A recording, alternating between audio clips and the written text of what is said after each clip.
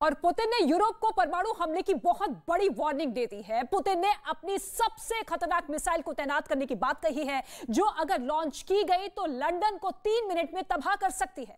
Putin इस वक्त Zelensky की मदद करने वालों से बहुत गुस्सा में है और इसलिए उन्होंने एक नहीं बल्कि 2 मिसाइल्स को तैनात करने का खुल्लम-खुल्ला ऐलान कर दिया है।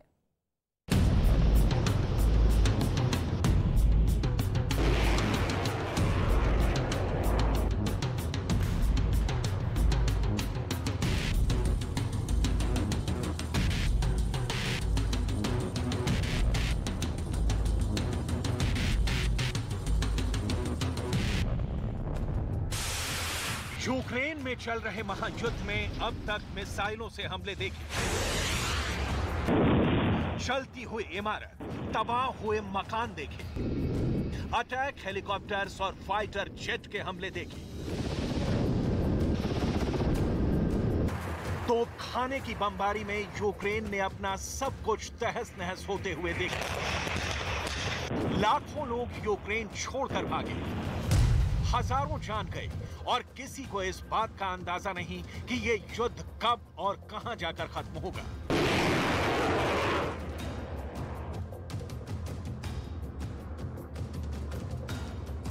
क्योंकि जैसे जैसे लगता है कि युद्ध रुकने वाला है, एक और बड़े हथियार की एंट्री का ऐलान हो जाता है। इसलिए अब सांसें थाम कर देखिए, क्योंकि अब आ रहा है यूक्रेन के साथ अमेरिका और नाटो को डराने वाला सबसे बड़ा हथियार।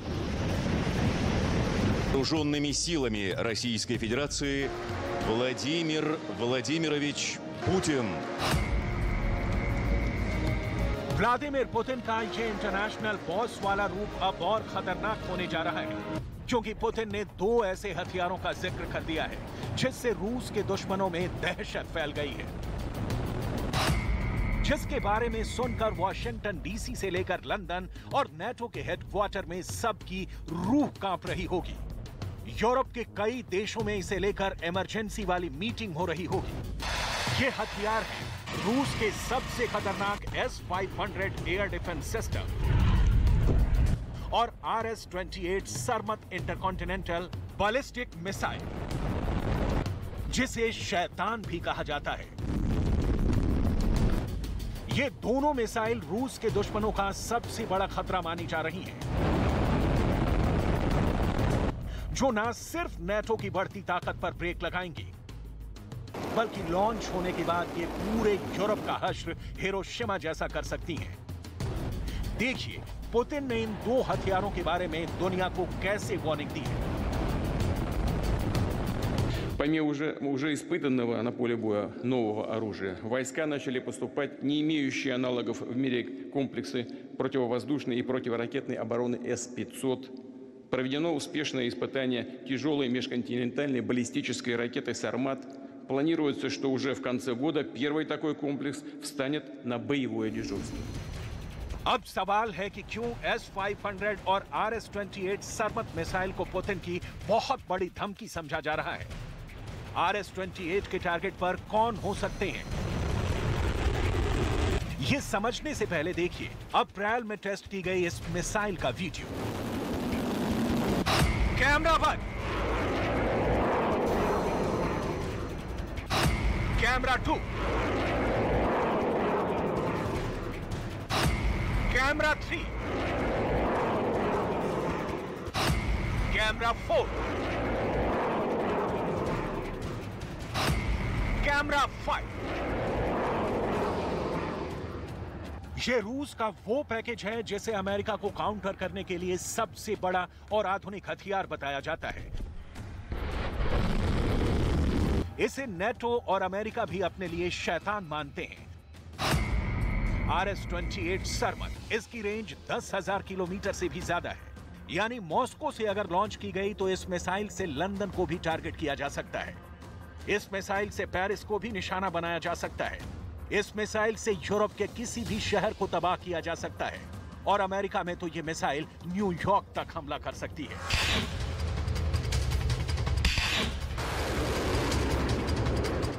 अप्रैल महीने में हुए इसके टेस्ट के बाद रूस की मीडिया इस मिसाइल से ब्रिटेन को मिसाइल अटैक से डरा भी चुकी है।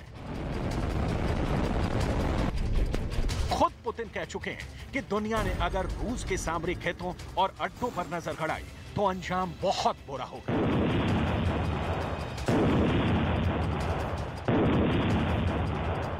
रूस इस वक्त यूक्रेन पर छोटी दूरी की मिसाइलों से ही हमला कर रहा है। इसमें उसकी क्रूज मिसाइल भी है और इस्कंदर जैसी कम दूरी की बैलिस्टिक मिसाइल भी है और इनका इस्तेमाल बहुत ही गुणा भाग करके किया जा रहा है ताकि बड़ी आबादी को नुकसान ना पहुंचे। देखा जाए तो रूस ने यूक्रेन में अपने बहुत से हथियारों का इस्तेमाल किया है, लेकिन अब भी रूस ने अपने टॉप ऑफ द लाइन हथियार यूक्रेन में नहीं उतारे। जिन वेपन सिस्टम का भी इस्तेमाल हो रहा है वो रूस के लिहाज से प्रीमियम कैटेगरी के हथियार नहीं माने जाते हैं। हालांकि अब पुतिन ने बहुत साफ साफ कह दिया है कि वो अपनी फौज को सबसे बेहतर हथियार से लैस करेंगे। Дальше развивать и укреплять наши вооруженные силы с учетом потенциальных военных угроз и рисков на основе уроков современных вооруженных конфликтов, совершенствовать их боевой состав. Среди приоритетных направлений – оснащение войск новыми системами вооружения, которые будут определять боеспособность армии и флота в ближайшие годы и десятилетия. पुतिन की शानो शौकत रूस की पावर में है। पुतिन जानते हैं कि उनकी हैसियत रूस की मिलिट्री पावर से है। पुतिन जो कहते हैं दुनिया बहुत ध्यान से सुनती है।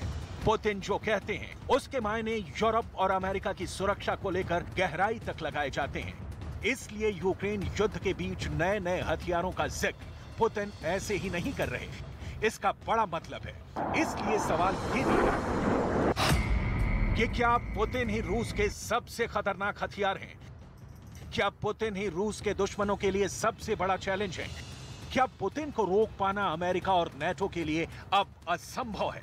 Говорив про те, що ми впевнені, що Російська Федерація не зупиниться на нашій території, на території України, тому що вона бачить всю територію, колишню територію Радянського Союзу, як свою, як територію Російської Федерації. यूक्रेन युद्ध को लेकर पुतिन के तेवर इस वक्त देखने लायक हैं। रूस अब भी बहुत मजबूत है, ये दिखाने का वो कोई मौका नहीं छोड़ रहे और उन्हें जहां भी लगता है कि पश्चिमी देश रूस पर हावी होने की कोशिश कर रहे हैं तो वो अपनी स्टेटमेंट में ऐसी बातें कह जाते हैं जो नेटो का बना बनाया खेल और प्लान बिगाड़ देती है। Сегодняшние офицеры и солдаты России – наследники поколения победителей, внуки и правнуки героев Великой Отечественной самоотверженно сражаются за Родину, за наш народ. Ведут борьбу с международными террористами в Сирии, защищают Донбасс от неонацистов, отстаивают мир и безопасность для нашего народа, право России на суверенное развитие.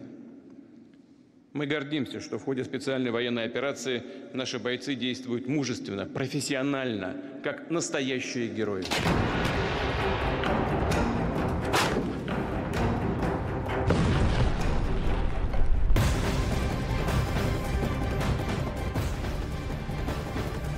और इस वक्त एक बड़ी खबर आपको बता दें, राजधानी कीव पर रूस का मिसाइल हमला सामने आया है। कीव में रिहायशी इलाके पर बम बरसाए गए हैं। रूस ने एक के बाद एक 14 मिसाइल दागी है। 3 कैलिब्र मिसाइल से भी हमला किया है। तो लगातार रूस की सेना हमले करती हुई नजर आ रही है। तो दूसरी तरफ पुतिन ने भी यूरोप को सख्त चेतावनी दे दी है, वार्निंग जारी कर दी है कि जो भी देश सीधे तौर पर ज़ेलेंस्की को मदद पहुंचा रहे हैं तो ऐसे में अंजाम बहुत बुरा होगा। लेकिन दूसरी तरफ आप देखिए 14 मिसाइल दागी गई है रूस की तरफ से। राजधानी कीव पर एक बार फिर से हमले तेज कर दिए गए हैं, बम बरसाए गए हैं, 14 मिसाइल दागे गए हैं रूस की तरफ से। इसके साथ ही जानकारी मिल रही है कि 3 कैलिब्र मिसाइलों से भी हमला किया गया है राजधानी कीव, जहां पर शुरुआती दौर से ही हमले तेज थे, लेकिन अब एक बार फिर से टारगेट करती हुई रूस की सेना कीव पर। और रूस ने अपने टॉप ऑफ द लाइन हथियार यूक्रेन में अब तक नहीं उतारे हैं और इसलिए पुतिन ने अपनी सबसे खतरनाक मिसाइल तैनात करने का जिक्र किया है, जो अमेरिका के हर शहर को तबाह कर सकती है और एक साथ 10 शहरों का हाल हिरोशिमा से भी ज्यादा बदतर करने की ताकत रखती है।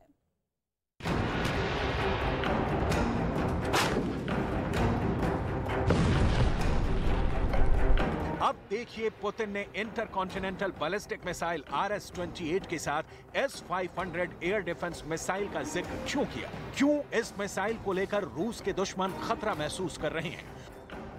पुतिन ये ऐलान कर चुके हैं कि रूस की सेना को S-500 एयर डिफेंस सिस्टम की सप्लाई शुरू हो गई है। इस एयर डिफेंस सिस्टम से नाटो और अमेरिका की एयरफोर्स में क्यों अलार्म बजने लगा है, उसकी सबसे खास बात जान लीजिए।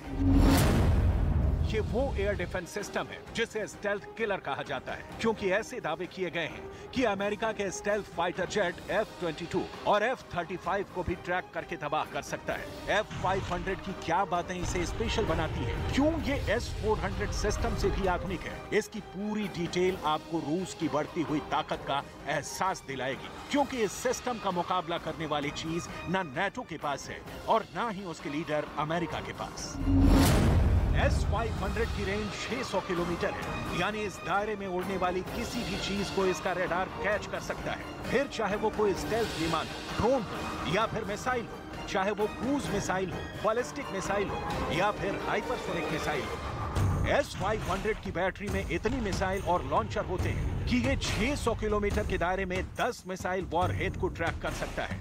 आप इस सिस्टम की खासियत इस तरह समझ सकते हैं कि अगर मिसाइल की रफ्तार 1 सेकंड में 7 किलोमीटर भी होगी, तब भी S-500 का ट्रैकिंग रडार उसे कैच कर लेगा। यानी ये एयर डिफेंस सिस्टम अनबीटेबल है और इससे पार पाना नाटो और अमेरिका के लिए नामुमकिन नहीं तो आसान नहीं रहने वाला। यूक्रेन की एयरफोर्स तो पहले ही तबाह हो चुकी है। ऐसे में अगर पुतिन S-500 को अपने बॉर्डर के आसपास तैनात करते हैं तो उसका सबसे बड़ा रोल नाटो के एयर अटैक को रोकना होगा। हालांकि इससे कमतर माना जाने वाला S-400 सिस्टम का भी पुतिन ने कोई खास इस्तेमाल नहीं किया है। फिर भी पुतिन यूक्रेन में फुल पावर सुप्रीमेसी का मजा ले रहे हैं। लेकिन दूसरा सच ये भी है कि जमीन पर पुतिन को बड़ा नुकसान हुआ है। उनके टैंक से लेकर बख्तरबंद गाड़ियों तक ज़ेलेंस्की ने रूस की फौज को बहुत बड़े बड़े झटके दिए हैं। इसलिए वो अब भी नाटो से नए हथियार मांग रहे हैं ताकि यूक्रेन इस युद्ध में बना रहे।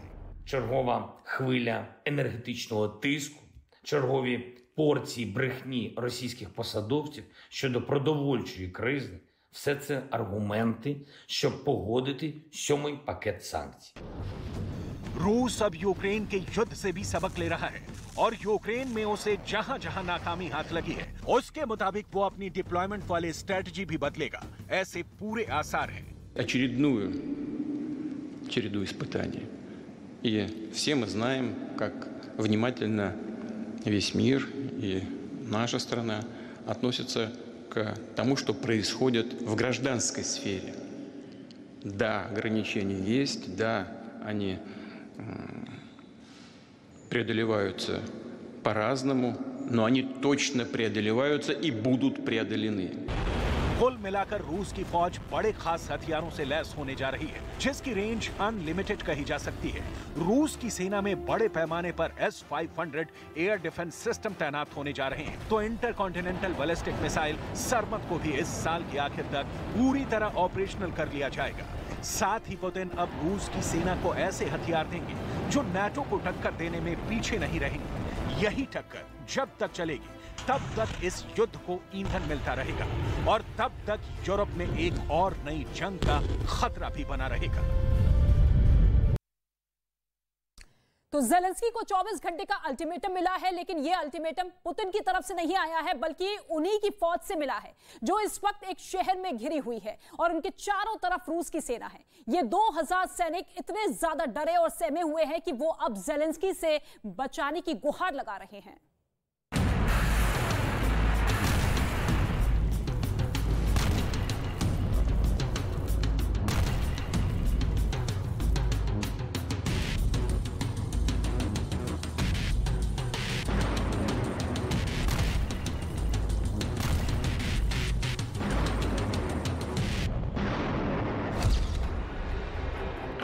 सेवेरोडोनेस्क से पीछे हटी यूक्रेनी सेना।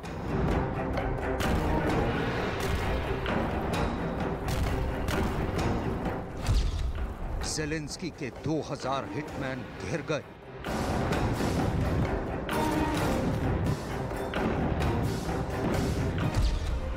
कादिरोव का लुहांस्क जीत का ऐलान।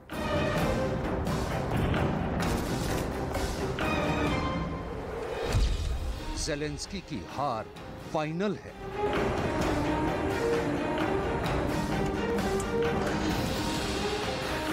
रूस और यूक्रेन के बीच जारी जंग को 121 दिन हो चुके हैं, लेकिन ये जंग थमने के बजाय और भीषण और भयंकर होती जा रही है।